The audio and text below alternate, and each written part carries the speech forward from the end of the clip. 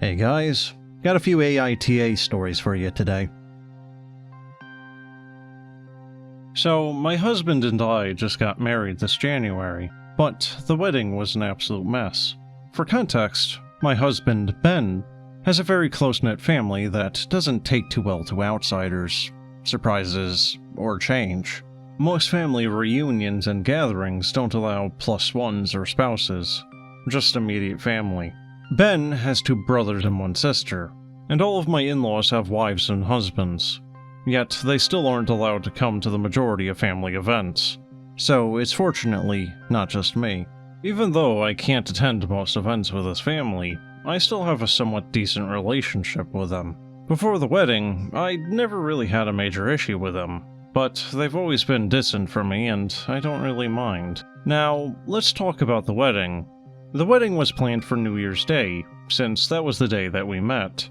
The day Ben asked me to be his girlfriend, and the day that he proposed. So, that holiday has always been very special to us. Everyone agreed that New Year's Day was a perfect day for the wedding, so no issues there. Unfortunately, we did have a problem with other things. Ben's family has a lot of odd traditions that they do, and over the years I've put up with them and embraced them. They include having a homemade sheet cake, rather than a professional wedding cake, wearing all white, and having all the children walk up the aisle to toss flowers, rather than having one designated flower girl or boy. However, I wanted my wedding day to be good for the both of us, so we made some compromises. We could have the homemade sheet cake, but we both had to agree on the flavor and design. Anyone could wear what they wanted, besides white. And there would be no children at the wedding. My husband suggested that, not me. We talked to both of our families, and everyone agreed that these rules and boundaries were fine, or so we thought. The day of the wedding came, and my side of the family was dressed appropriately. No children were present, everything was going great, until Ben's family came. There were loads of children and babies, and everyone was wearing white. Apparently, their traditions were more important than what I had to say. Only 3 people actually respected the rules set in place, and they were the spouses of Ben's siblings. Ben and I were mortified. We immediately kicked them out and allowed the 3 people who followed the rules to stay, but they left with their partners, which we didn't mind. The wedding went on as normal, but it felt ruined. We ended up canceling the post-wedding celebration after some of his family members snuck inside. After we came back from our honeymoon, we were both berated by his family members and basically shunned from his family. I feel guilty for not allowing them to practice their traditions. Am I the jerk? Yeah, nah. You asked them to not bring kids, which they did anyway. The no white clothes thing is a little, weird, especially if you think of a stereotypical wedding dress, which is white. But considering that this family is being ran like a cult, and they also snuck back in later on, kicking them out and then them shunning you is hardly a bad thing. But now, onto our next story. So, I joined a hiking group a few months ago to make some new friends. There, I met this girl named Reese. We shared a lot of the same interests, and we became pretty good friends. And in the past month or so, Reese has been on the hunt for a new job since her current one has rather abysmal pay. She finally got an interview, but about 4 days ago, her car broke down and she had to take it to the shop. Because of this, she asked me to drive her to the interview. And I agreed, since her apartment and her interview site were both within 15 minutes of my apartment. On the day of the interview, I drove to Reese's building and she got into the car, and everything seemed okay. However, when I was pulling out of the parking lot, I noticed that she wasn't wearing her seatbelt. Since I'm uncomfortable driving people without seatbelts, I asked her to put it on, thinking that she just forgot. But when I said that, she told me that she doesn't wear seatbelts. I immediately stopped the car and told her that she needed to put it on, or else the car wouldn't be moving while she wasn't wearing it. She got upset and said that her uncle died in a car accident because he got twisted up in a seatbelt, and wasn't able to get out of the car before it exploded. So she doesn't wear a seatbelt for safety reasons. I felt terrible for her, but I stood firm and said that I didn't want to get a fine for her not wearing her seatbelt. Furthermore, if we got into an accident and she got hurt because she wasn't wearing a seatbelt, I wouldn't be able to live with myself. Reese only got more upset and said that it was only a 15-minute drive, and the chances of us getting into an accident are so low that it didn't matter. She also said that she was a grown woman and I can't control what she does. I said that was true, but I'm also a grown woman and I can choose whether or not I want to drive my car. And if she wasn't going to wear a seatbelt, I wasn't going to drive her. We argued for a bit before I told her that she can get an Uber if she feels so strongly about it. Reese called me an asshole and got out of my car, and I just left. She later texted me and said that she ended up being late for her interview, and now, because of me, she wasn't going to get the job. I told her that all she had to do was put on a seatbelt, and she made herself late. She responded that I wasn't being understanding of her trauma, and I'm a controlling bitch. So now I'm having second thoughts. I don't know.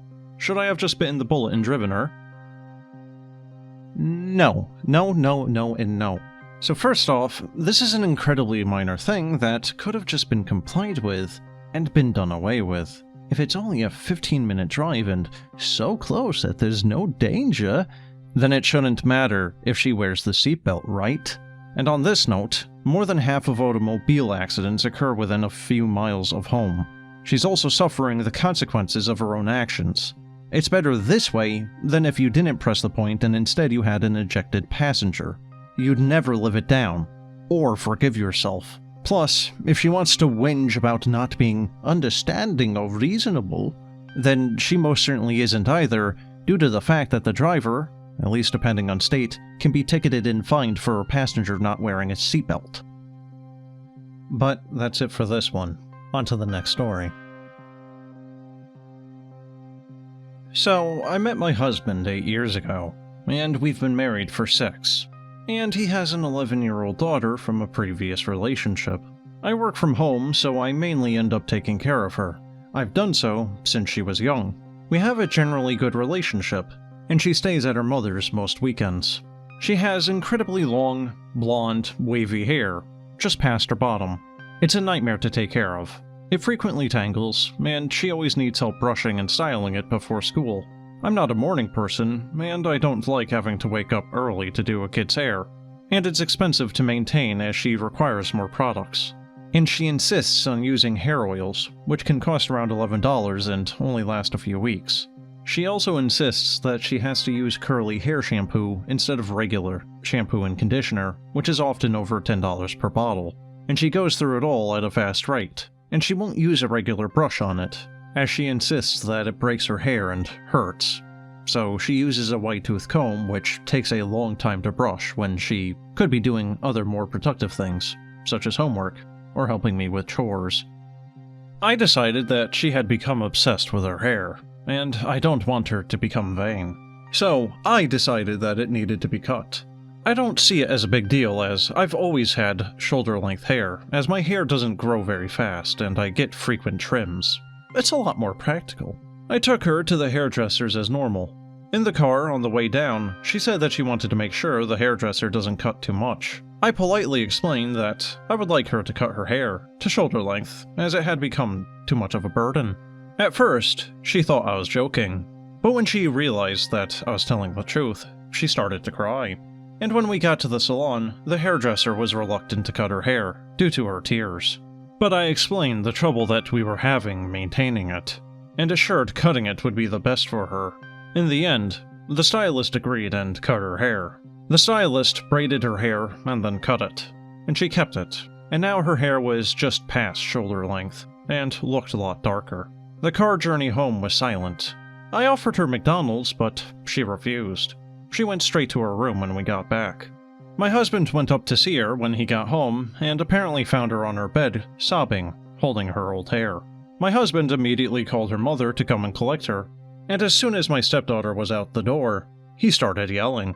Her mother also came in and gave me a mouthful. I explained my reasoning, but my husband wouldn't budge. He said that if I had an issue, he would have done her hair in the mornings and that he didn't mind paying for the products. And he was so furious that he even said that he no longer trusts me around his daughter. and doesn't know if he can be around a woman who he doesn't trust with her. This broke my heart. I didn't mean her any harm. I was just so tired and I'm trying to reduce stress. I've always been the one to raise her and her brother, and I'm just exhausted. Am I the jerk? Way to score nothing on your self-awareness test. Yeah, of course you're the asshole here. You justified forcing the child to get her hair cut because you don't want to help her take care of it, and because you have short hair by saying that she was vain. Not to mention the fact that you're admitting that at least in part of the reason why you did it was so that you could get some free labor. What is this, Cinderella? Then there's also the issue of the fact that she isn't your daughter. You should have spoken to her guardian father about this. You know, something that a normal person would do when they're married. The fact that you even have to ask if you were wrong here shows what kind of person you are. If you had any shame at all, you would realize this well before having done it. I'm also operating under the assumption that this story is in fact true and not just a fake story to garner fake internet points. And now, on to the next story. My wife and I welcomed our son into this world earlier this month. Prior to his birth, we had been given a lot of very nice clothes and toys by my parents for him. My mother-in-law also made some pretty incredible clothes and blankets. My wife, her siblings, and their mother lived in poverty for a large part of her life. Their dad abandoned their family and left my wife's mom with a rather large pile of debt that weighed on them. So, their life wasn't easy. My mother-in-law often made her kids clothes versus buying them because it was cheaper for her to do. She worked in a store that had a lot of fabric that they were allowed to take the excess of. She's talented and always put an effort into making sure that the clothes looked good enough so that the kids wouldn't be bullied. Those clothes are something that my wife treasures. She remembers how much love and effort went into them. She also appreciates that her mother tried to make them work enough to blend in at school, and that saved them potential years of bullying. All these years later, and my mother-in-law is still dealing with debt. She doesn't have a lot, so she made some amazing clothes and blankets for our son. One of the outfits was even his take-home outfit. But then a couple of days after our son was born, she came over with a bag of clothes that she had bought, saying that she wanted him to have more. My wife and I were shocked. I could see that she was upset and looked almost guilty, so when my wife went to nap, I asked her what was going on. At first, she said nothing, and she just wanted her grandson to have more. But then she apologized for embarrassing us, and I asked her what she meant. She told me that my parents had talked to her directly after the baby shower, and told her that she had left all the grandparents spoiling to them, and how she should understand if we never put our son in any of the clothes because, really, they look like kind of homemade clothes from 70 or so years ago when people were left with no choice. They accused her of not caring enough. I told her that I was so sorry that they had said that, and I assured her that I had never said anything like that to them, and that my parents had no idea what it was like to have nothing, and were just being judgmental assholes. I even convinced her to take back the clothes she had bought and return them to the store. I then gathered up everything that my parents gave us and went to their house. My parents didn't even try to deny it when I confronted them. All they did was look down on the effort that she put into them. They said that we couldn't seriously be okay with those being the only gifts.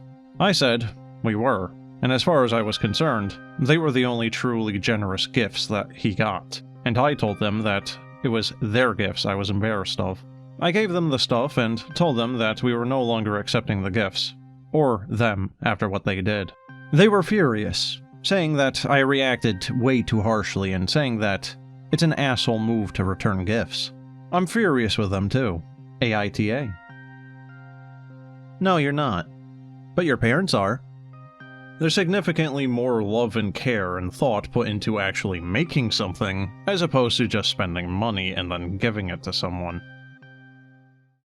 But that's it for this one. So, as always, have a good one.